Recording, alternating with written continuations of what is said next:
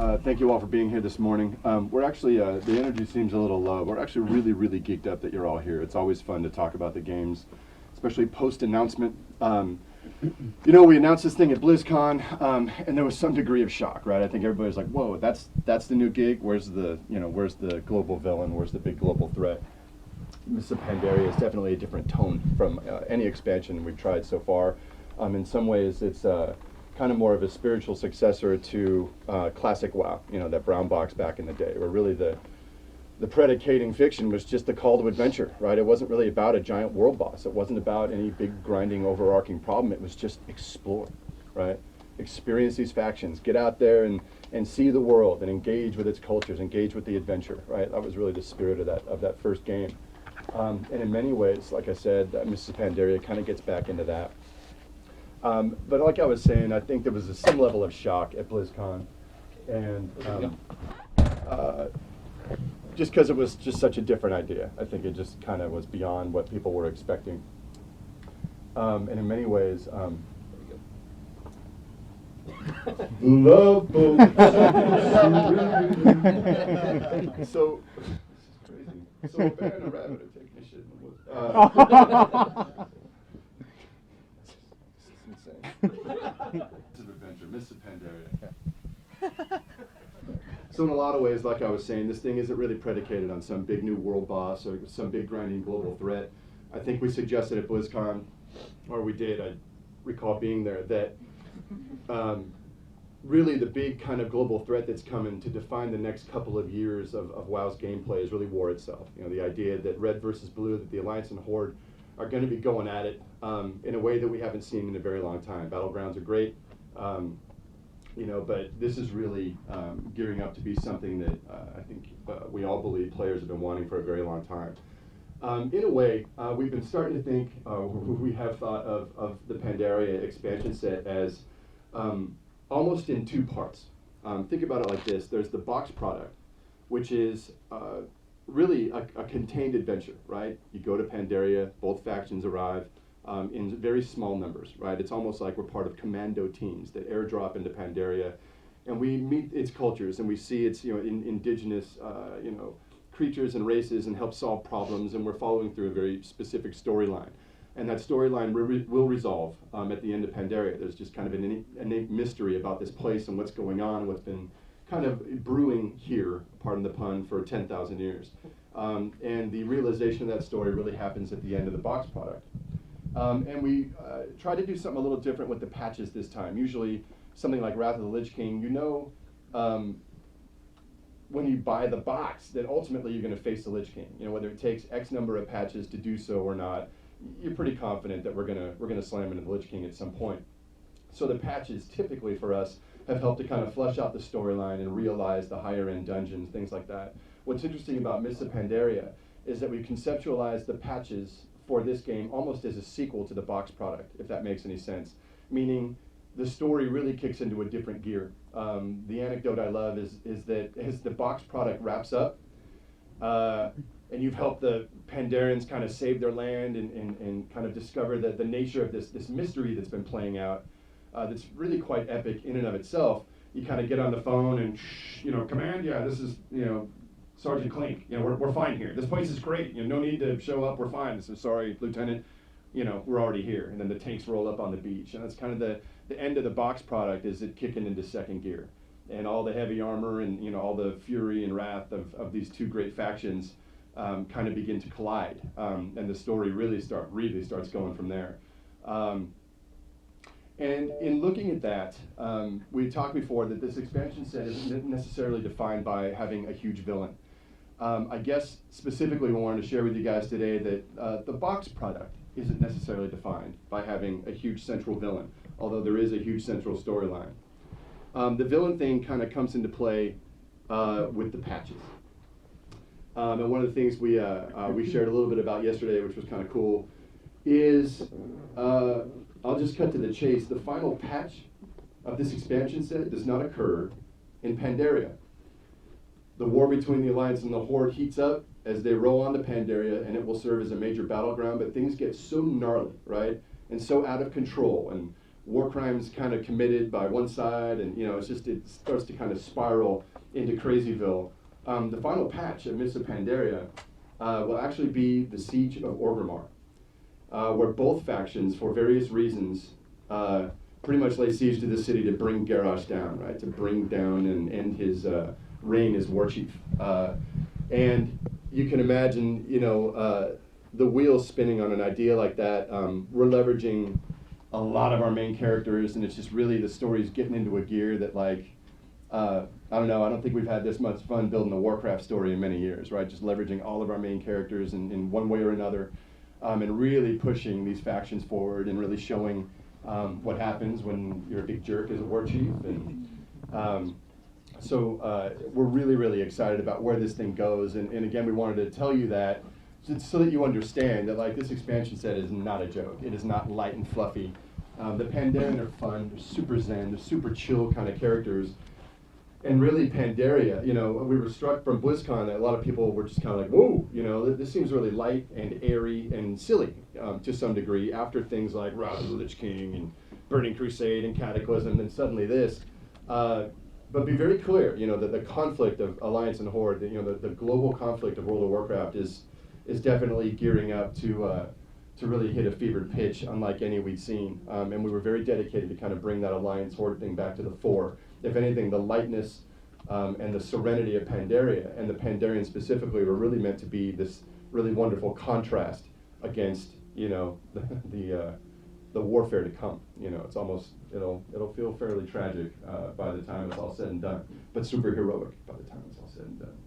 Both the Alliance and the Horde are going to have some really, really epic, heroic stuff to do by the end of this whole thing. So having said all that, still getting over the microphone thing. Talk about why Pandara and why we're doing Pandara. Right. Why this? Why now? Right. Legitimate question. We've been watching all the message boards, and we talked to everybody at BlizzCon. And again, I think there was some level of shock, like, whoa, Blizzard, come on. But in many ways, I believe that we believe that this is the perfect expansion set at this time. If you guys figure, we're always kind of cooking on what comes next, what's after this, potentially what's after that.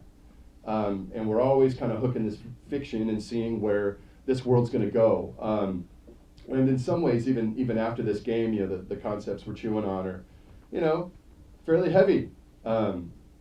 Fairly heavy stuff coming down. It is called the World of Warcraft. It isn't the world of Peacecraft. So at some level, you got to keep driving, hard-hitting ideas.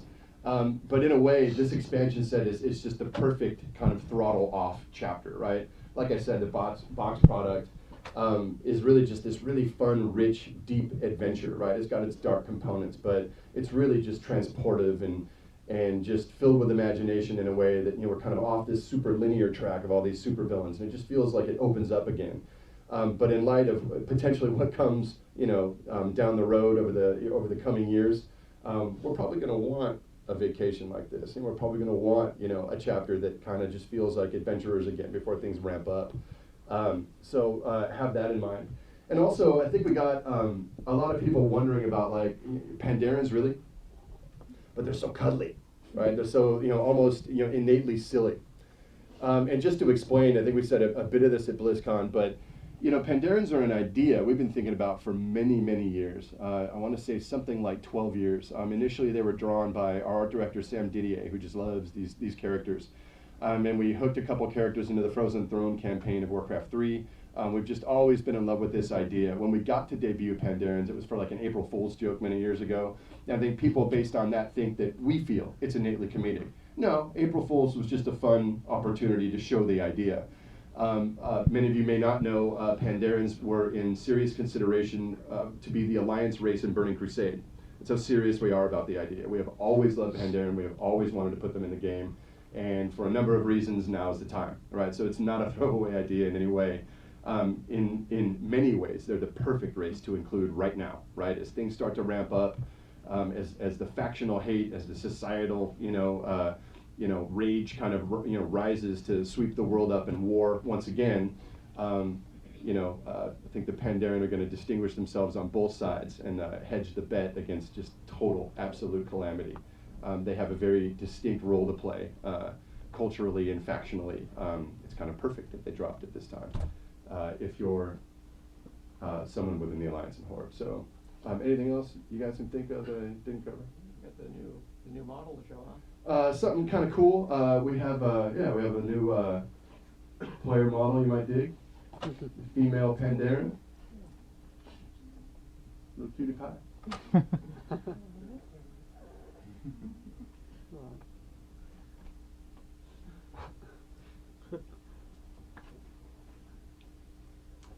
I think, is that gravy? Yep. All right, you guys want the Love Boat mic? Soon will be. Bring it, Dave. Thank you very much. I sing a mean Copacabana. But Yes. I'm not gonna make you endure that. Hello, I'm Dave Kozak. I'm the lead quest designer for World of Warcraft. I'm Corey Stockton. I'm the lead content designer on WoW. And what we're going to do, we're logging in here. All the stuff you're going to see, we're going to show you live. The live game footage is running on the server right now. Pop open our map. This is the continent map. We're going to tag team this and give you sort of a whirlwind tour of everything we can show you here in Pandaria. This is our continent map. We're not shown is the Wandering Isle. That's the 1 through 10 experience. That's off wandering the ocean somewhere. This map has changed quite a bit since BlizzCon. Corey, you want to talk about that? Yeah, back when we showed this at BlizzCon, we showed an early version, and we had 5 zones for the continent of Pandaria.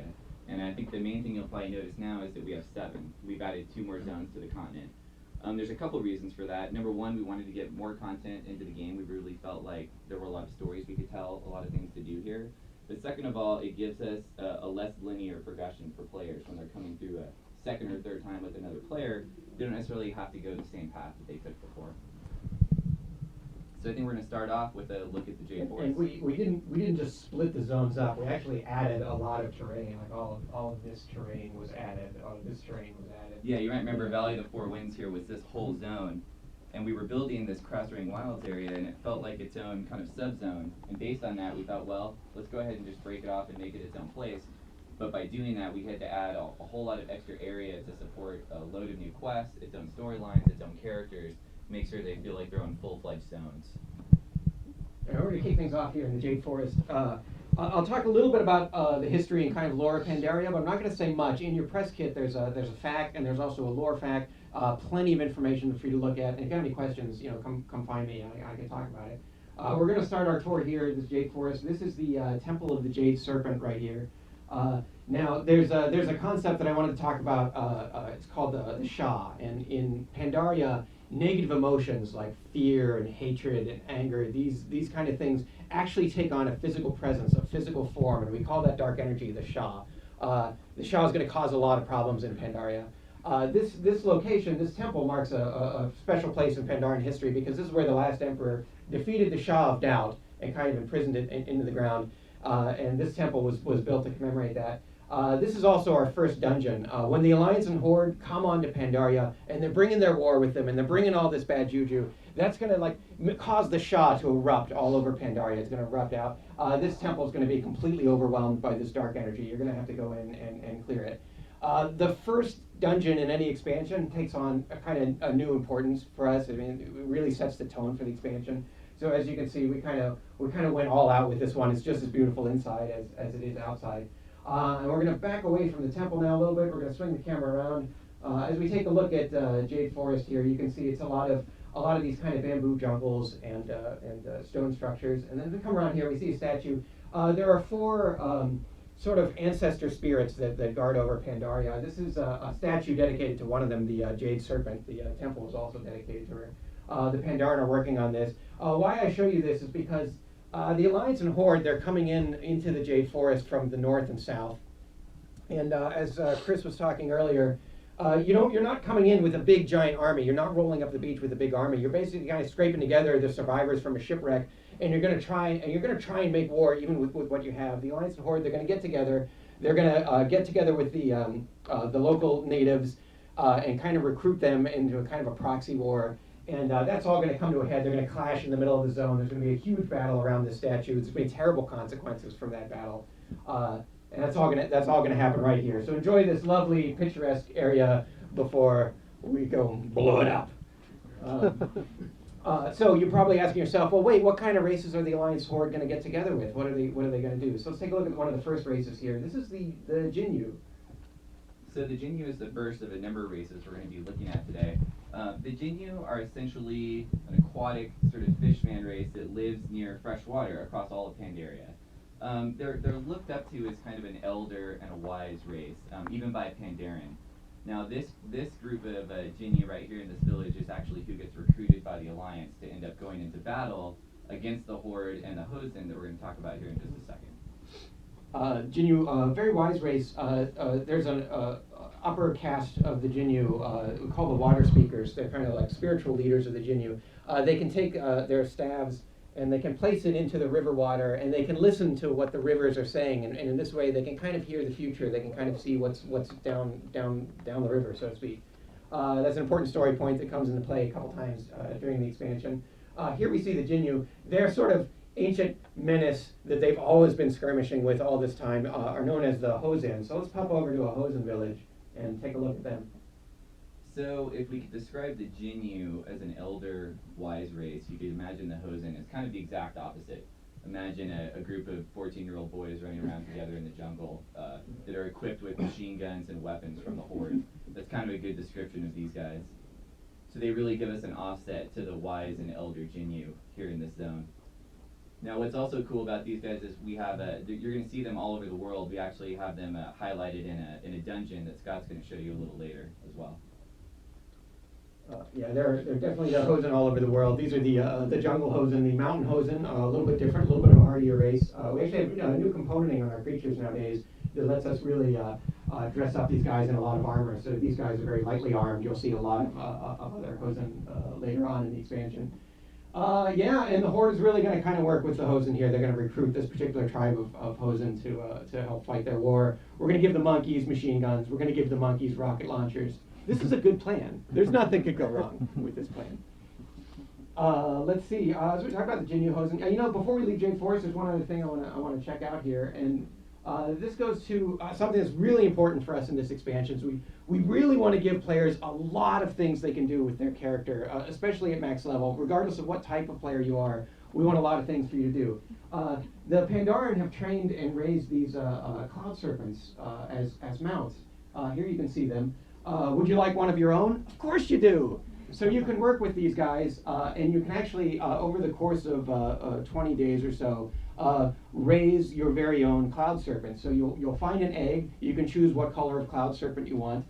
Then you'll get a little tiny pet cloud serpent with you for a while, and you'll have to do daily quests with that cloud serpent every day to kind of as you train him and raise him up until you get a full-size dragon that you can ride. Then you have to train your cloud serpent. And some more quests until finally you've trained up your serpent that you can then ride all around Pandaria. There we are. There's actually one of the things you'll do once you get a serpent. There's a race course throughout here that you'll have to race in and amongst all these stone pillars. We're going to kind of zoom up here to the finish line, and you can see the Pandaren. They just love this kind of thing. They're going to be here in the stands, cheering you on as you come roaring across the finish line on your new cloud serpent that you're training. That's just one of the things that you can do at max level. We're trying to have just a lot of activities for you to do with your character in this world, because it's just a rich environment to do all kinds of things. I think we're done with the Jade Forest for now, so let's pop back up to the map. And what we're going to do now is, after the Alliance and Horde make a mess of things, the Jade Forest, you kind of got to win over the Pandaren again. We're going to go to the Valley of the Four Winds, which is a little to the west. So Valley of the Four Winds is really nice because it's a completely kind of different feel from what you had in Jade Forest. This is essentially, you could consider it like kind of the heartland of Pandaria. This is where the Pandaren really farm and they really harvest all their food to feed their culture. What's neat here is that you really get to see the Pandaren kind of in their own rural community, whereas you just kind of dealt with this big conflict in Jade Forest. You can come in here and kind of see how they live on a day-to-day basis. Let's run in. Let's take a look at some of the farm here. Now, they grow vegetables here, and they grow extremely large. They like to do this, and the reason they can do this is because there's waters flowing down from the Vale of Eternal Blossoms, which is the zone just north of here. And that zone is full of sacred waters that have been flowing into this valley for millennia, and that's what they're using to grow. That's why all these vegetables here grow so huge. It's something we want to get across about the sort of the character of the Pandaren. I mean, yeah, they're pretty chill as a culture, but they don't do anything half-assed. A Pandaren throws himself into anything that they do, including farming, so this is very important to them. Let's talk more about the farmers. Let's pop over to sort of the social center of Valley Four Winds. This is the Half-Hill Farmers Market here, and now you'll see there's going to be some placeholder models, and ignore boxes on people's heads. You're looking at live server. There's some stuff that's not done yet. But this is kind of the social hub for the Valley of Four Winds. Every day we have a faction that we call the Tillers, and this is another thing you can do at max level. Every day, different farmers will come by the farmers market. They'll have different problems. Every day you'll have some different daily quests that you can do for the Tillers. Now, what we want to do with all of our factions in the game now, we want to make factions more than just a bar that grows across the bottom of your screen. We want you to really be engaged in a story, kind of learn about these people, have progression with all of these factions. So let's run across the screen and we'll show you kind of how we show you progression with the farmer faction. This is Farmer Yoon here. This is the Sunsong Ranch. He needs your help. He's not a very good farmer. As you can see, his fields are completely overgrown and covered with rocks. This will become your personal farm. This farm will kind of show your progression with the Tiller faction. And you're going to be actually able to help Farmer Yoon here. You're going to be able to develop this farm. You'll clear out these plots of land. You'll be able to plant things here. You'll be able to plant your own crops. You can come back the next day, harvest the crops that you planted. You'll be able to plant cooking ingredients. You'll be able to plant herbalism nodes. You'll be able to plant gifts for the different NPCs in order to build your reputation. You'll be able to do a lot of things. We're talking about a plantable pet, actually. You can grow your own pet. But you'll be able to kind of decorate this farm as you go. You'll be able to get some pigs there in the slop. You'll be able to get some animals. You'll be able to grow your own kind of apple orchard there. And it really kind of shows your progression with this faction, and really just kind of helps you invest in the world and just do more with your character. That's the Tillers. Let's kind of cruise across the Valley Four Winds here. We're going to go across the valley. Are you guys familiar with Chen Stormstout? He's kind of the only sort of named Pandaren you might have run across before. This is the Stormstout Brewery, and Chen is delighted to find when he comes back to Pandaria that his ancestral name is associated with this brewery. You're going to be adventuring with Chen here in the Valley of Four Winds. And this is another one of our dungeons, and you can see we've actually put the dungeon at scale, full size, out in the world, so you can see just the scope of this dungeon. And a little later on, we're going to walk inside. We're going to see what's happening in the Stormstout Brewery. Things are not going well in the Stormstout Brewery. You and Chen are going to have to come clean house, is what's going to happen here. What's cool about it being out in the world like this is that means we can use it for questing content as well. It doesn't have to be just now for a dungeon for 5 players. We can also throw you in there during the quest so that when you do get there as a dungeon, you have a little bit more of an idea of what's going on. We're going to leave the brewery behind here. We're going to swing around, and actually, Scott, let's pop open the map real quick, give people a sense of where they are. We're south of the Valley Four Winds, and we're going to go down this huge chasm here. We're going to go down into Krasarang Wilds, our next zone. So Krasarang used to be a sub-zone of Valley of the Four Winds, and it's one of the areas that we thought could really deserve to be its own zone. As we were developing it, it started to take on this really crazy, unique look. It's this coastal rainforest, and it had so much story and things in it that we thought, well, let's go ahead and add a significant amount of space here and make it into its own zone. One of the reasons there's so much culture here is the Mogu, and that's the next race we're going to talk about. The Mogu are the original kind of rulers of Pandaria. They ruled the land 10,000 years ago and actually kind of brought it all together and had an empire. During that time, they built temples and things all across the world, but those temples are now ruins that you're going to end up finding now and questing through later. It turns out they want their land back, and that's one of the threats you're going to be dealing with this whole time. So here's a look at these guys. So we really wanted an aggressive, big race that would be fun to fight against. You're going to see Mogu all across the world. We've got raids, we've got dungeons, and that's one of the reasons we tried to make so many unique looks for them. Like Dave mentioned earlier, we're doing a lot of different armor sets across all the creatures. So you're not just seeing the same creature with a different texture, you're seeing a creature with a completely different silhouette and a whole different look, almost just like players would have. These Mogu, they're a real piece of work. They united the empire some 12,000 years ago by basically fighting, enslaving, and capturing everybody else, and built their empire through force. You can see some of their grand architecture still remains, and we'll show some of that a little bit later.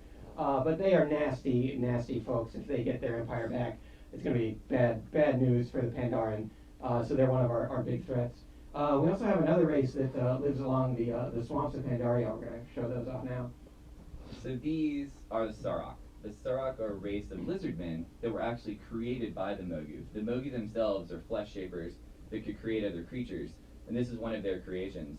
When they made them, they were essentially just trying to make them smart enough to be able to use weapons and fight for them. But it ends up over the years a number escaped, and they've formed into basically roving bandits and thieves that are causing trouble across the entire continent. Here they are attacking a Jinyu village. Another race that you'll end up seeing in some of our dungeons as well throughout the game. So we're going to pump along to the parts of the shore over here.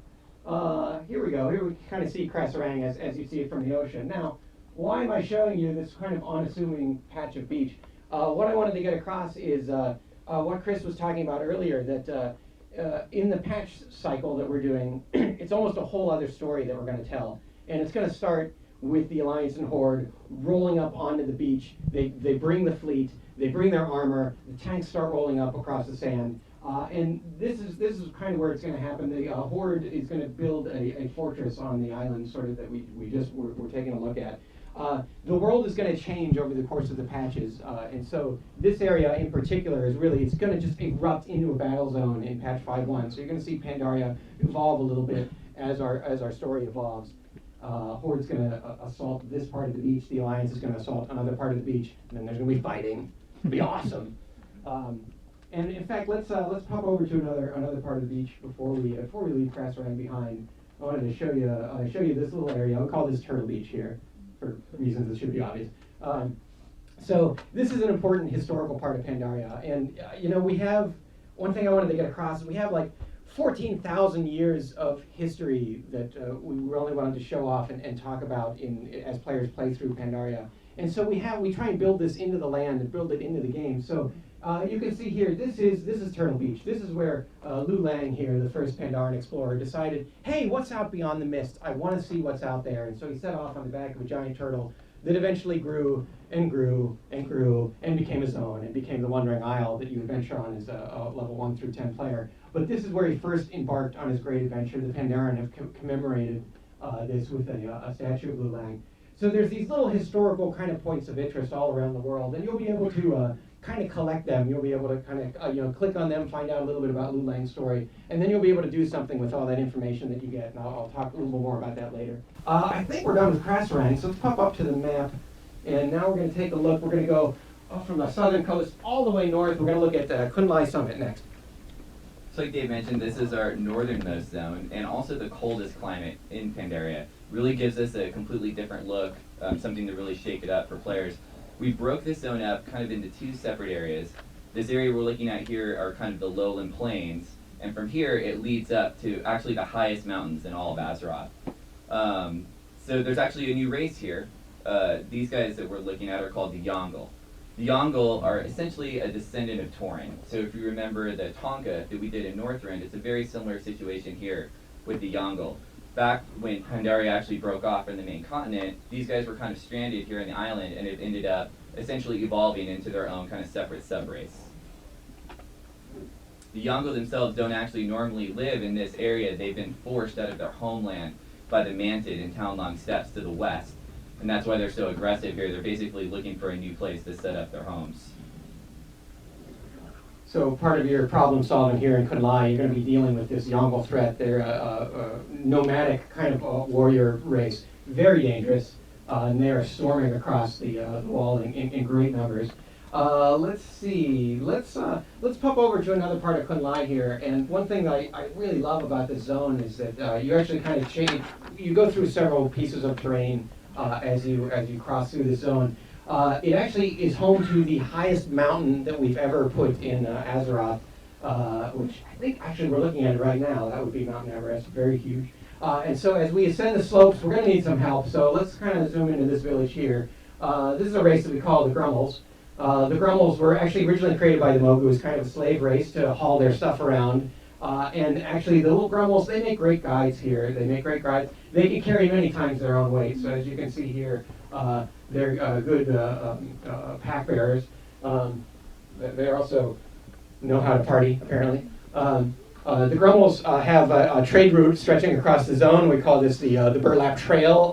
They need a lot of help. The mountain Hosen are very dangerous in this area. They're going to need your help. with their trade route.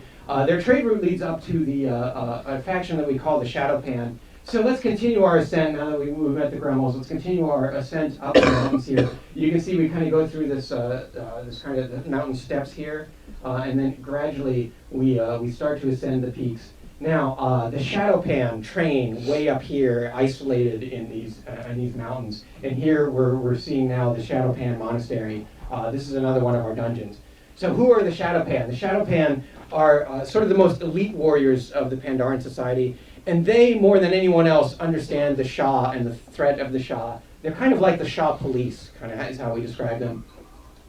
They have to keep their own emotions in check. They can't really show the anger and fear and despair of the Shah, because if they let those emotions take control of them, then the Shah has a way of getting in and getting into their brain and really messing them up and possessing them. So they have to be very, very strong and stoic. And here's where they sort of train their combat arts and their mental arts to maintain this kind of balance. This is our dungeon. Again, the whole footprint of the dungeon is in the outdoor world, and you can see it's quite a dungeon. There's quite a lot that you'll have to do. Kind of cruise between these buildings and take care of the problems here. The Shadowpan are great. They're another one of the factions that you'll work with. You kind of have to earn their trust and then work your way up through the ranks of the Shadowpan society.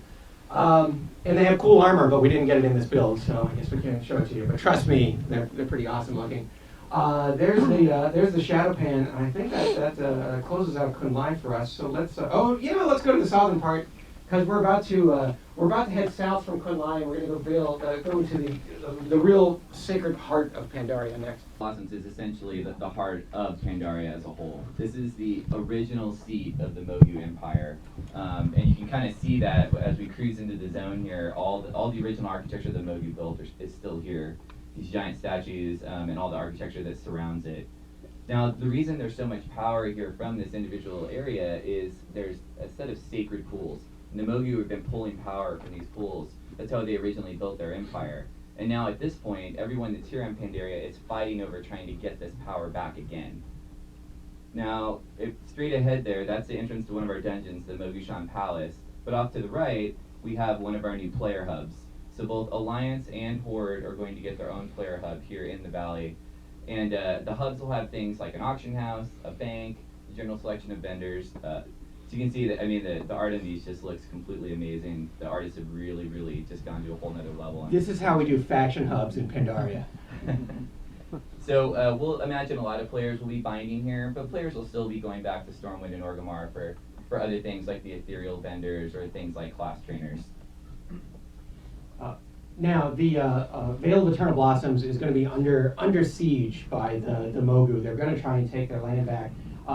And so defending them off, we're trying really an experiment with this zone. This is basically, it's a level 90 zone. It's a max level zone. It's based around this faction here that we're about to meet. This is the Golden Lotus. The Golden Lotus have been chosen by the Celestials to be the guardians of this valley. And there's just not enough of them to fight off the Mogu. They need your help. They don't trust you at first. You're going to have to really earn their trust. And what's happening in this valley is that a different part of the valley every day is going to be under attack by the Mogu. And maybe we can fly around and just kind of check it out. Every day, the valley's going to change a little bit. The Mogu are going to try a different approach. They're going to attack someplace different. Now, at first, when you're first working with this faction and doing their daily quests, they're not going to send you right to the front lines. They're going to send you to other parts of the zone in other quests, a kind of exploration and discovery. One of the ways we show progression, there's a huge Mogu vault, as what I would call it. It's sealed off at first, and as you progress through the faction, you'll open up different doors in this vault, and you can explore more and more of this vault. Here, we're looking at the Great Pandaren Wall. We're not going to show you the two zones that are beyond the wall, but the Mantid, one of another threat to Pandaria, are going to try and storm this gate, and that's one of our dungeons, is actually to defend this gate. What was I talking about? The Golden Lotus, right? As you earn the trust of the Golden Lotus, they're then going to start sending you on the front lines. So again, the faction is not just a bar that grows on the bottom of your screen. The faction is an experience, a whole story arc that's told to you as you rank up with the faction. We have individual story quests that kind of unlock at each rank, and it really kind of tells you a whole story arc. And should be a lot of fun to really spend a lot of time with this faction. It's a lot to do with your max level character. We're going to head back toward the Capitol building. There's one other thing I wanted to show you before we leave our beautiful Vale of Eternal Blossoms. So this balcony up above the dungeon entrance. I talked about all those sort of historical markers and monuments that you can find around the world. So as you collect those, then you can bring all the things you collect back here. This is where the lore walkers are. The lore walkers are kind of responsible for keeping all the history of Pandaria. And this is where they're building their archive in this room here. You can bring the stuff you find back to them and say, like, hey, I searched all these Mogu artifacts. Tell me about the Mogu. And then the lore walkers will walk up onto the stage, and you get like a whole presentation about the Mogu. We have so much like story and history of Pandaria here, and we really wanted to put all that in the game. We wanted you to be able to experience it in the game and learn about this land as you do it. And this is one of the ways you can do it. You can work with the lore walkers here, get these cool stories told to you, kind of in the way that the Pandaren would have learned the stories over the years. Now, I know not everybody's going to be interested in the story, but we really wanted a way for the people that are interested in the lore of Pandaria to have a way to really interact with it and have a lot of fun with it. You can do that with the lore walkers. So let's pop up to the maps, Scott. And I talked about a few of the factions that you're going to be working with. You can raise your own dragon or work with the Shadow Pan. The Shadow Pan are going to venture across the wall here, and you're going to have to fight with them across town long steps. Let's see, we talked about the Golden Lotus here. We're really trying to experiment with a lot of things. All of the factions have something associated with them called scenarios, and we're going to talk more about scenarios later. It's a kind of new type of gameplay that we have, new type of group content. But we have one faction that we're experimenting with, the Brewmaster faction, and they are, the way that works is you'll find Brewmasters kind of scattered all around the world. They're sort of exploring Pandaria. They're finding weird, rare ingredients to mix into their brews. And when you find these brewmasters, they all have a scenario associated with them. So you find them, you unlock the scenario. By doing those scenarios, that's how you're going to gain faction with the brewmasters. So that's a different kind of a way of gaining faction, a different way of looking at things to do with your max level character. And we actually have a video. We're going to show you a little bit of that later. You get to Tom's going to walk you through what scenarios look like. There's one other thing I wanted to say before we leave the world map and check out the battlegrounds. So, we're not talking about release dates yet, but I will tell you that all of this,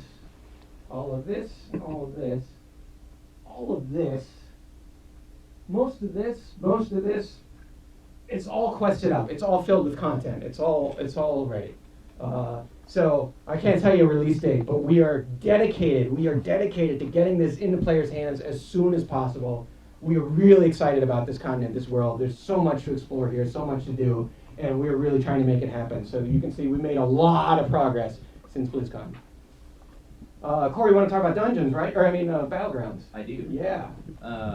So really excited to show these two new battlegrounds off to you guys. If you remember back at BlizzCon, we talked about 3 different ideas that we had for the battlegrounds. We ended up picking 2 and moving forward with those. Those are the 2 we're going to take a look at today. The first one here is called the Temple of Mogu, and it's a completely new rule set, something that we've never done in WoW before. Essentially, let me explain it to you. What it is we're in an ancient Mogu temple. This is located in the Vale. You can see it's got the same art style as the Vale. That was an important piece. We wanted to really make sure that it fit in and it felt like a part of the world. So there's an ancient artifact here. Anyone that basically has this artifact has great power. The way that translates into the game is you'll get a damage buff whenever you hold the artifact. You're also gaining points for your team. So if you can pick up the artifact and keep it, you'll earn points for your team. Now this artifact also has a curse in the fact that it's damaging you over time. The longer that you hold it, it reduces the amount of healing you can take. So it's really going to be difficult for one person to really keep the artifact the whole time. We also wanted to really use the space in here and really get a good vibe for the sense of the area. So this inside area here, right in the middle, will actually be worth the most points when you're holding the artifact. This kind of patio outside area with the tiles will be worth a smaller number of points, say 3 points. If you're in the outside area, all the terrain of this area is fully playable as well. And if you hold the artifact out there, you'll earn 1. And so essentially, Horde and Alliance are going at it, trying to gain this artifact now to get power for their side. Whichever team can hold the artifact long enough to earn the points will end up winning the game.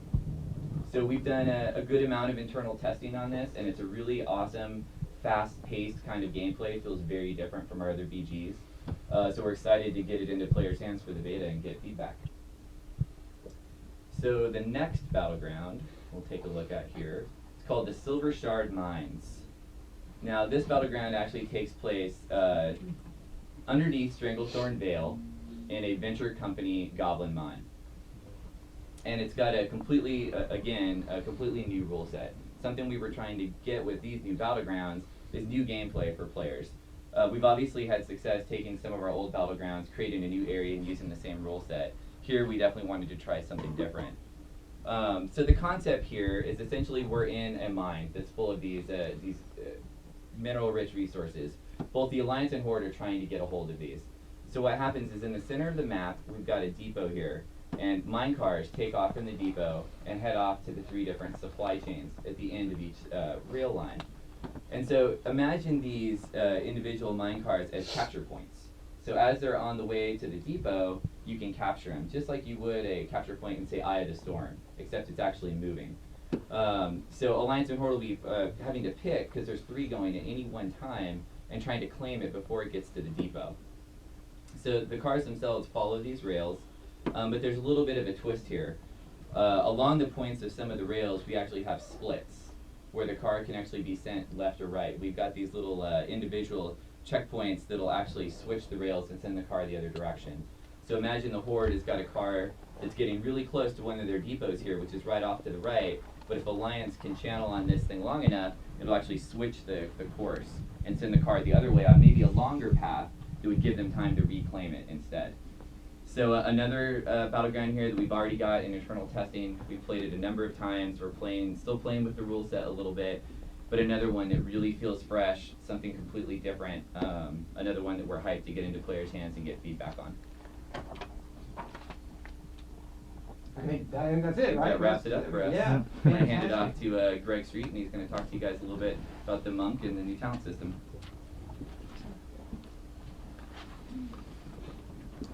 How you guys doing? So as you can see, we're trying to basically inundate you with information. We want you to go back to your editors and say, 1,000 words isn't enough. I need more. We've got so much content here to talk about. The talent system we're going to show off is essentially what we talked about at BlizzCon. It has not gone under any major renovations, but I want to talk again about our philosophy here. If you think back to original World of Warcraft, it was way back in the beta before the game even launched, we added a talent system. And the idea behind the talents was a way for players to differentiate themselves. Once players got to level 60, they felt like, hey, I'm a warrior, but I look exactly like this warrior standing next to me. We're kind of doing the same things in combat. Neither of us had any abilities different from the other guy. So we added the talent system to kind of allow players to customize their the buttons, the kind of things they would do, the abilities and utility they would have. Unfortunately, what has kind of happened over time is, with subsequent expansions, we kept growing the talent trees. They didn't even fit on one page anymore. You'd have to scroll down. If you came back to the game later on, you'd have to relearn where everything is. And the experience that all of us had, and I'm sure all of you had as well, is you just go to a website, say, what's the right combat rogue build? What's the right fire mage build? You just copy the build down, take that, and you'd never interact with the talent system again, which is really unfortunate for the thing that's supposed to add so much customization to your character. So the way we're trying to fix that now is in a couple of ways. First of all, a lot of the new talents don't add player power directly. They might give you a new tool, a form of crowd control, a survivability button, a way to move faster, that are very difficult to kind of solve mathematically as, oh, this is a 4.5% DPS increase, so you have to take this talent. In the case where the talents do provide power, we put them on a tier against 2 other talents that provide an equal amount of power. Now, it might be different ways of measuring the power. Maybe it is a random proc versus a button you could push on demand, things like that. That will play into players' different play styles. But again, you shouldn't feel like, oh, I'm a healer, I have to take this talent. This is the healer talent. You can be a healer and take any of the 3 talents and have fun with those. At absolute worst, some of these may be situational, some maybe of situational value for some fights. If you're fighting a boss where there's no AE necessary, then the AE talent's not going to be super sexy for that moment. but it might be for the next boss. And then we'll see players switch their talents out in between different fights. You can see here one of the things Scott has been doing is dropping talents and picking up new ones. We have this consumable, a Tome of the Clear Mind. That's the new consumable you'll use for both glyphs and talents. So it costs a little bit of gold. We don't want players to feel like what they're supposed to do is switch talents like constantly. But if you get to a situation where you're like, you know what, I really need that big AE snare I have, you can do it pretty reasonably. In addition to letting players kind of min-max the situation, we hope that allows them to, over time, if you're getting a little tired of the play style of your rogue, you want to try something different, well, you can just switch it out and feel like you're doing, hitting a few different buttons than you've normally been doing. So that is the talent tree. We'll also talk and show you a little more about how the monk has evolved.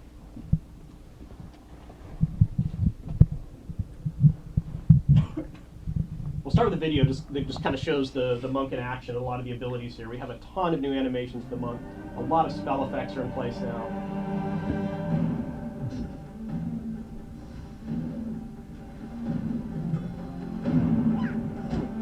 As a reminder, you can be almost any of the existing races and play a monk as well. And you can kick the ass of birds and Kushan beasts.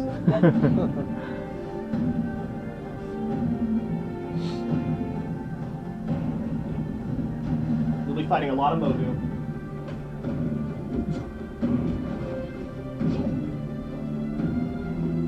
You'll be fighting a lot of porcupines. Huge porcupine.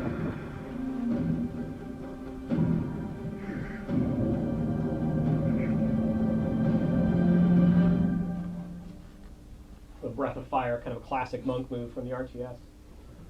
We really wanted the monk to look and feel differently when you're playing them. So a lot of our existing classes have to share animations. But this time we pulled out all the stops and the artist delivered just a lot of new animations for the monk. Almost every ability has a unique animation. And this is true not just of the Pandaren, but of all the older races as well. If you're in healing mode, you'll be using slightly different animations than if you're in melee DPS mode. I'll talk about the resource bar a little bit. You can see it up in the upper left-hand corner. We've revised it a little bit since BlizzCon. The way it works now is if you're in melee or tank mode, you have an energy bar, much like a rogue or a feral druid. There's only a few abilities that use energy. We basically like energy as a resource because it stops us from having to have cooldowns and everything. So there's a couple of attacks that use energy, and using energy builds up a second resource, which are the white spheres there, called Ki.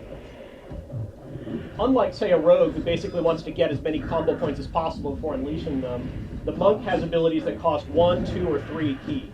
So we're really trying to capture the feel of like a button masher fighting game where you might chain combos together. You're going to do a 3 sphere, then a 1 sphere, then a 2 sphere, then another 3 sphere, then 3 1 spheres in a row, and kind of get that very hyper-reactive, I push a button and I see something happening in combat. Monk also has a lot of movement ability. We felt like that was really iconic for a martial arts warrior, but we don't want it to feel like our existing warrior class. They don't have a charge, per se. They have a roll that works a little more like a blink spell. And then you've seen this other ability that Scott has been using to get around the battlefield. It lets you fly until you hit the button again, and then you come down. So you can kind of control how far you move across the battlefield. This is our spinning crane kick. It's their big AE damage. That's why there's so many white feathers there. One of the artists calls it poultry slaughter. That's Fist of Fury. That's one of your big 3 combo point attacks to take down Yongle. Yongle, Yak, Mongol, get it? Pandaren helping out there. As a reminder, there are 3 specs for the monk, like with some of our hybrid classes. The Windwalker is the melee DPS spec. The Brewmaster is the tanking spec, and the Mistweaver is the healing spec. If you become a Mistweaver, your energy bar gets replaced with mana. You can cast heals, much like our other healers. But we also like this idea that even healing monks can kind of stand up toe-to-toe and do some melee damage. So if you're familiar with how Atonement Priests heal in Cataclysm, there's a little bit of that, where the monk can be doing a little bit of damage that then translates into healing. All right, so that is our reintroduction to the monk class. Now I'm going to hand it over to Scott and let him fly through some of our new dungeons. Thanks, Greg. So, Mist of Pandaria is going to have a pretty amazing set of dungeons and raids awaiting players. We're going to have 9 level 90 heroics for players, as well as 3 raids with 14 raid bosses. And the raid bosses, the raids are all going to have 3 difficulties: normal, heroic, and all of them are going to have the looking for raid or raid finder system that we debuted with Dragon Soul. That feature's been a real huge game changer for us. We've seen a lot of people that had given up on raiding, didn't have the time for raiding, didn't have schedule conflicts. They're now able to raid and really experience how much fun it is to go in there. So what you're seeing here is one of the 2 dungeons I'll show off today. This is the Stormstop Brewery. This is, you saw it from the outside. And as we mentioned, like, everything's gone wrong. The Stormstop Brewery is not working as normal. Hosen have invaded. So the Hosen are here. You're told by Chen Stormstop, go in and basically break up whatever the Hosen are doing. Get them out of here. So you see the Hosen, they're running around, and we're cheating now, so they're not aggroing on you. Various spirits are also like sort of messing with the Hosen. Then you run into here, and there's Hosen that are like sleeping. You're like, I wonder why they're so tired. What could cause such strange things from happening? And as you continue on, you sort of see all the crazy stuff that the Hosen are doing. They're having knife fights because, well, monkey knife fights are amazing. And then what you're really seeing here is, well, the Hosen have gotten into the beer. So, of course, they're having a huge party. You run around on barrels trying to break up the party. That's really what you're here to do. You run them into other Hosen. There would be ways for you to actually like go behind and like tap the kegs and blow out brew that messes with the monkeys. And after you defeat enough of them, Ukuk, who's the boss that's up on the ledge, will come down, and the first boss encounter here will start. Yeah, if you look closely, you might see like Hosen with party hats and other crazy things. They're just having a good time. And of course, what would be a party without like a couple bouncers? So we've got these Hosen bouncers here at the end. So now we'll go through to the second area, which here you see another creature for the first time. This is the vermin.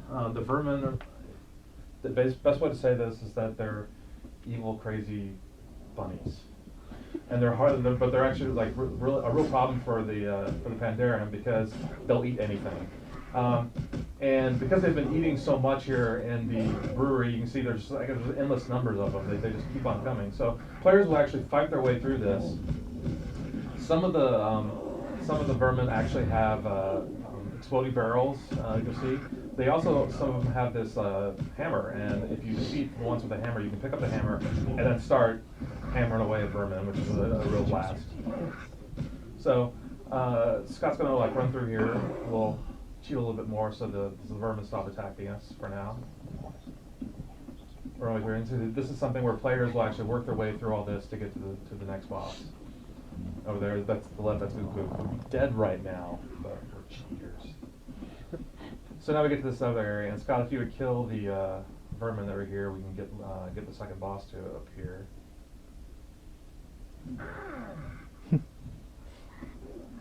Vicious death that we are inflicting upon these vermin, but they deserve it. More. Oh, here he comes. There he is, the biggest vermin of them all, Hot Talus. So this is actually still a placeholder model, but this is something we're like having a lot of fun with. Hot Talus, he has a couple of different attacks. One of them is not just a whirlwind, but a whirlwind. He's also, there it is, there's the whirlwind. Run away, Scott. Run away. No, not running away well enough. You're getting your butt kicked. The other thing he'll do is, again, because the vermin are all about, I said, eating vegetables, eating their way. They're this huge nuisance. Oh, he's busting out the monk moves now. So this thing, he does this huge carrot breath, which will spray across. You have to avoid that, taking that damage. So to move this along, Scott, you're going to kill him viciously. Oh! And we go on to the third section. So the third section of the Stormstop Brewery, we've dealt with the hose and we've dealt with the vermin. In this section, the beer, which has gone bad, has come to life. And then here we have a Storm Brew Elemental. We love our puns. We really do. So the elementals have essentially come to life and start attacking you. The ancestral spirits that help guide the brewmasters here are actually sort of like, they're a little bit angry at you, and you're like, well, what is happening here? And you go through a little bit more, fighting some more elementals.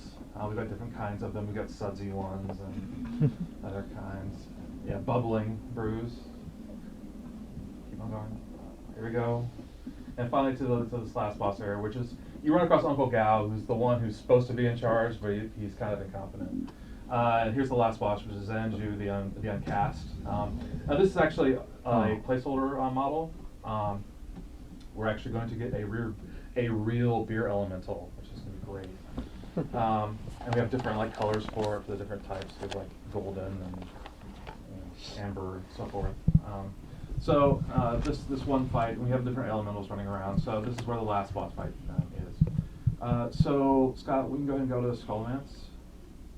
So Skullmance is in Cataclysm. We went back and reworked. Actually, refer to it as sort of a remix.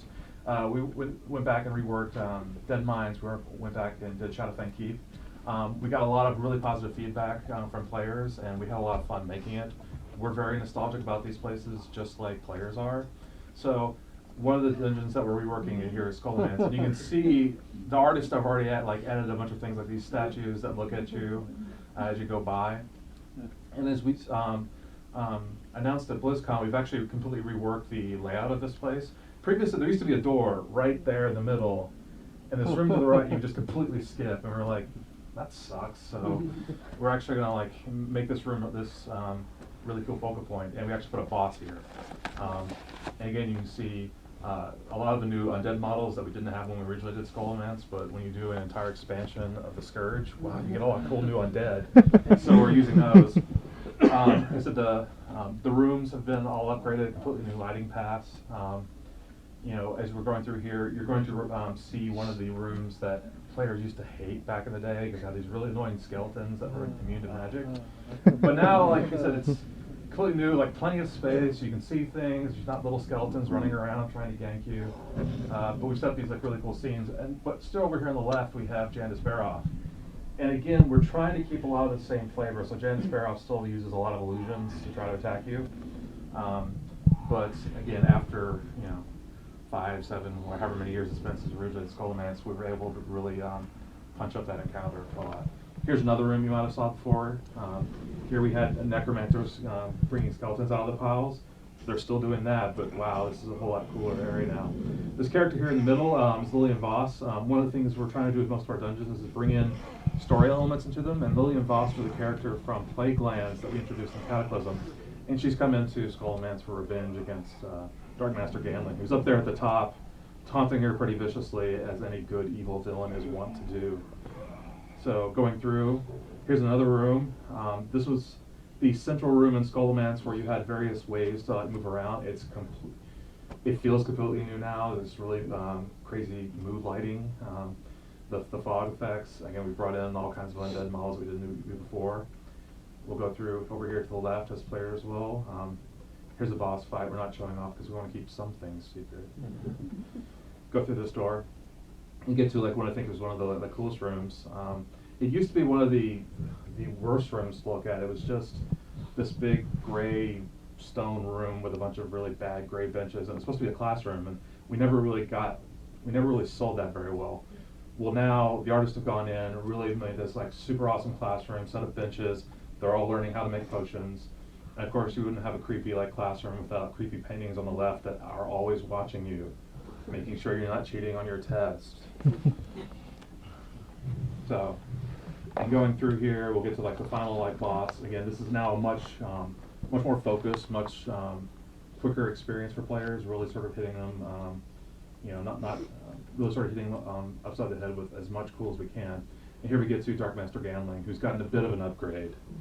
He's a whole lot more into fire than he used to be, but one of the things that he'll still do, again, trying to make sure that players, when they run across and go, oh, I remember this guy, he sends you, he sends you into these rooms, all this undead, and you have to fight your way out still. So, again, we're going to keep all the things that really made this place super memorable, take out the things that weren't as cool, and then really just make sure that everything's sort of punched up to 11 here, and that's a lot of what you're going to see in all the dungeons. So now I will turn it over to Mr. Tilton. Thank you, Scott. So by now you've got a chance to see a slice of the different types of content that we're doing in Mists of Pandaria. We've shown you zones, quests, dungeons. We've talked a bit about the raids that we're going to be having. And that's all very important and a really core part of every expansion set that we do. But one of the things that we learned from doing Cataclysm is that it's important not to just have the tried and true content. It's really important to introduce new types of gameplay to players as well, so that they have really fresh new things to do to go along with the tried and true content that they love. In Cataclysm, I feel like, looking back on it, you could say that there was so much of our kind of mind share went into the revamp of the level 1 to 60 zones and the creation of the content itself, that we really didn't have an opportunity to create a lot of those new types of gameplay elements. So we're really trying to make sure that with Mists of Pandaria we have a deeper, more fun gameplay experience overall than we've ever had before. So with that, one of the features that we're introducing that Dave alluded to a little bit ago was is the scenario feature. So what I have here is just a mock-up screenshot of the UI. The feature isn't fully implemented in the game yet, but not from the UI standpoint at least. We have the feature functioning in the game, but without any UI. So first I'm going to show you some UI screenshots, and then we're going to show you a video of the actual gameplay, and you'll just have to kind of imagine fusing those together. So here, really the core element here is that when you go into a scenario, you'll queue up for it a lot like you would a dungeon, and you get put into the scenario. The scenario typically is some slice of the world that we've carved out, and the design is to give you things to do as a group in that gameplay environment that you wouldn't ordinarily be able to do while you're questing. There are a couple reasons for that. Number one, when you're out there questing, there are other players involved, right? So even back in the day, if you remember a place like Stromgarde Keep in Azeroth, when you go over there, back in the day we had group quests, and you'd go and you do your solo quest, and you run into this kind of group quest area, and suddenly you'd be faced with a choice. You can either sit around in the chat channels trying to spam players looking for group, and hope that you find some kind of some number of people to quest for, whether it's an extra 2, 3, however many people, or you could kind of skip those quests for now and imagine that you're going to get back to them at some point and go along your merry way doing your solo questing, which happens to be what people did most of the time. So a lot of people didn't get to experience those group quests, but now with our the matchmaking systems that we have, we're more able to make sure that everybody gets a chance to experience it. And then also, because of the instancing, we have the ability to make sure that the environment is controlled in such a way that there aren't different groups that are competing for the objectives and kind of causing problems for each other and taking away from the overall game experience. So players will be able to queue up for the scenario, and then once they're in, they'll be presented with a series of objectives. Here we see, stage 1, and in this particular example, save the villagers, do all these different things, save these different houses, and then you'll be able to move on to stage 2. Again, that's just a UI mock-up. That's not a real scenario. The video that we'll be showing you is an actual scenario that's in the game. So with that, let's move to the actual video. In this scenario, this is the lightning logger scenario that you can encounter by finding one of the brewmasters out in the world. And the idea here is that you're helping Blanche the brewmaster create her lightning logger, which can only be brewed while it's raining and in the middle of a thunderstorm. The problem is she's being besieged by Sauroch, so she's got a Sauroch problem to deal with. So you'll have to help her defend the brewery from the Sauroch while putting out fires. And as you go through here, you kind of encounter different sorts of problems that come up. You'll have to fight your way through the entire thing. And something important to note here is that this isn't the scenarios don't use a traditional tank healer DPS setup. While players could go in there as a tank healer DPS, it isn't required. So the encounters feel a lot more like the type of combat that you engage while you're questing. Up there at the top, we have a giant Sauroch trying to take the place apart. This is sort of the final boss encounter for the scenario. Players will have to fight their way through that as a lot of other threats get introduced. The fights here tend to have a very different sort of gameplay feel than traditional dungeons do, because of the lack of that tank healer DPS setup. It's a lot more chaotic, a lot more frenetic, because you don't really have absolute control over the encounter. You don't have the aggro all locked down with the tank. You don't have the healer just constantly pumping heals into the tank itself. So there tends to be a lot more movement, a lot more action going on, and in a lot of cases you get to use a wider variety of the character abilities because you don't have those tanks and healers to rely on. Sometimes you do if you happen to group up with them, but that tends to slow you down a little bit versus going through there with 3 DPS. So with these scenarios, we have the ability to take a lot of different interesting parts of the world and develop them more than we ordinarily would be able to with questing. We have a number of these scenarios already in production. We actually have about 5 of them already completed or close to complete. And then we're going to continue to be working on more of them as we go along. It's very hard to say how many of them we'll actually have by the time the game ships, but kind of feel like the more the merrier, and however many we have will be cool, and more is better. So however many we get would be awesome. The next feature that I'd like to talk about is something that we introduced at BlizzCon, and this feature is the pet battle system. A lot of you guys might have heard about this. For many years now, we've had pets in the game, right? Players have had these faithful little companions that have hopped along by their side, but not really done anything else for the last 7 years or so. And what we've really wanted to do is kind of satisfy the desire players have had for there to be a little bit of gameplay involved with those pets. Really right now, players just kind of, they collect them, but there really isn't anything to do with that collection. At the same time, we have a philosophy that these pets should never really feel mandatory. There shouldn't be anything about these pets that leads to your character becoming more powerful. So we view this as a purely optional activity that players can do, and we also view it as the first mini game that we've ever gotten to introduce to WoW. For many years now, we've talked about the idea of having mini games within World of Warcraft, and this is really our first foray into being able to do that. So that when you've gone and done your raids and dungeons and all that sort of stuff, your questing and your challenge modes, your scenarios, all those different types of activities, if you're still kind of hungering for a change of pace and for more things to do in WoW, then the pet battles give you an opportunity to do that. So players will be able to pop open their pet UI. This is the kind of revised pet UI. On the left, it lists all the different pets that you have, along with all the different pets that you don't have. So it also serves as a convenient lookup tool to find all the pets that you haven't gotten yet, and kind of tells you where to get them.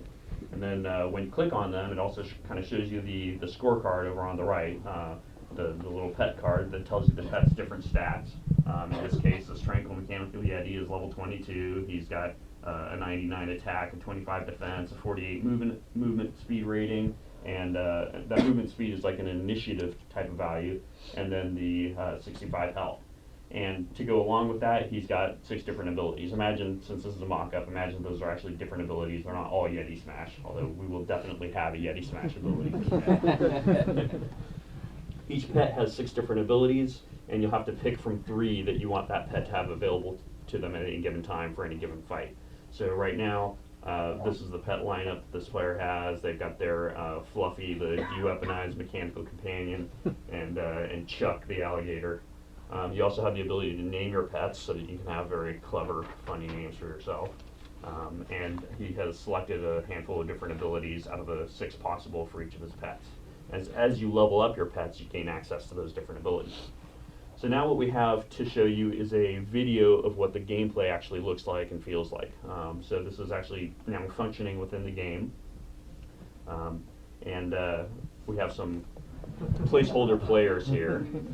Players. This will actually determine who's more powerful. But what we see here is, imagine these are 2 players playing, and they'll see their characters, they'll see their lineup of pets. Along the top, you see the interface that tells you how many pets how much health your pets currently have. And at the bottom, you see your pet action bar, which gives you access to your 3 different abilities. It also allows you to swap out pets. That's what Illidan just did right there. His tactical wizardry enabled him to know that a crab would be the great thing to use right now to slaughter this hapless corehound. Oh no. I think Lich King is going to get hacked now. He has no corehound defending his account. Now he's busted out his spectral tiger cub to fight back. And again, this is a little bit primitive. This is really kind of our first. We've finally gotten it to actually work in the game. but the characters are actually able to run up and do their attacks. It is a turn-based combat system, and of course we have borrowed the Final Fantasy music for now, so it's actually ours. So the Lich King sees that bananas is a real problem for him, so he's going to have to bust out little KT. Who better to deal with bananas than little KT? Taken. So that just kind of gives you an idea of what the feel for the pet battles will look like. When you challenge another player in the world, it'll just kind of smoothly zoom into this view, and you'll go about taking your turns, fighting it out, and then when you finish, it'll just pull right back on out to your normal gameplay view. In addition, we'll have the ability for players to, not only will players have the ability to go out into the world and collect their pets and fight against other critters that are out there in the world to level up their pets, they'll also have NPCs that they can fight against that have a collection of 3 different pets, so they can have little tactical pet battles there. And finally, we're also going to have players be able to queue against other players. But one of the important values for us with the queuing system is that we keep this very light and very casual. And as a result of that, we are doing everything that we possibly can to eliminate the shame of defeat. One of the things that really keeps a lot of players out of PvP types of activities is feeling shitty about when they lose, because ultimately that's really what drives a lot of people out of it. So we're trying to do everything that we can to make sure that you do not feel shitty by losing this, and we're doing that in a number of different ways. For one, when you're fighting an opponent in a match-made battle, you'll have no clue who they are, and they'll have no clue who you are, right? So you're playing this against, cross-server against who knows who. You won't see their character name.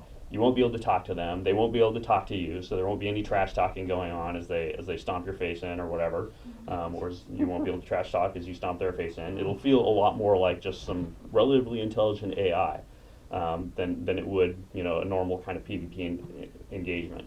In addition, not only will you kind of not know who they are and not be able to communicate, but we also aren't going to tabulate a running number of losses that you have. We'll keep track of how many wins you had in your own kind of statistics page, so you can always look at that out of curiosity. But the game's not going to in any way record how many times you've lost. So, again, we're really trying to eliminate, all the sort of negative emotions that go along with PvP. And so that sums it up for the pet battles.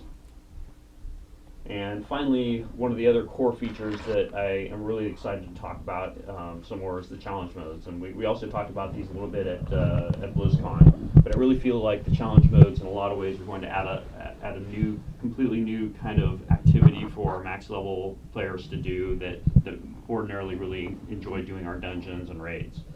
It introduces for the first time a form of competitive PvE. It's a really cool kind of way to compete against your friends without that sort of direct feeling of PvP confrontation. So this is the little the UI that sort of describes what the challenge modes are like, and it tells you how the challenge modes work. And then from there, we can go on to the next shot. This is your kind of basic challenge mode UI. You access this the same way you access the dungeon finder. When you take a look in here, you're able to see which dungeons you have completed challenge modes in. For example, if you have completed another dungeon, again, this is just a UI mockup, and got a bronze medal in that. You don't currently have any medals in any of these other different dungeons listed there. It shows you that when you're looking at Grim to Toll, it has the different time increments that you have to hit to be able to get a bronze medal, silver medal, or gold medal. It tells you, what your record time is, what your last run time is, and what the rewards are. Can you go to the next shot? So here we see, what you would see in game when you, at the top of, if you complete the challenge mode and get a silver medal, you get those kind of toasts that tell you, what you accomplished, what your time was, what you get for it. And on the right, as you're playing through the dungeon, you'll have a UI that tells you how much time you have left before you move into the next medal bracket. So you start off, as gold medal, and then if you take up too much time, then it drops down to silver medal. If you take too much time for that, it drops down to bronze medal, and then nothing after that. And we estimate that the vast majority of players will be able to, if they get together with their friends, will be able to complete the challenge modes, in a bronze medal at the very least, even if you're a relatively unskilled player that kind of, isn't really sort of a hardcore dungeon person. And for completing all the different instances, all the different challenge modes at the bronze medal, you'll be able to get an achievement and a title for yourself. If you are able to beat the various instances in the silver medal, you're actually going to be able to earn pieces of armor for your character that are really visually spectacular and can be used for transmogrification. So the point here is that you don't actually gain character power by doing the challenge modes, but you can gain a lot of prestige. And then finally, for those players that have gotten all the different silver medals and gotten their entire set of gear, they can go on to do the full set of try to get the gold medals, at which point they get access to a special mount that you have no other way of getting. It's really unique epic mount called the Flying Quailen, which is it's like one of those Chinese dog statues with a Mogu-like head, and just looks really awesome. You'll have to wait until we actually have it finalized before you'll be able to see it, but it looks really killer. And then finally, for players that beat the gold medals, the thing that will keep them coming back for more is the idea that we have these leaderboards. And this is really where the competitive PvE sort of kind of, really comes into play.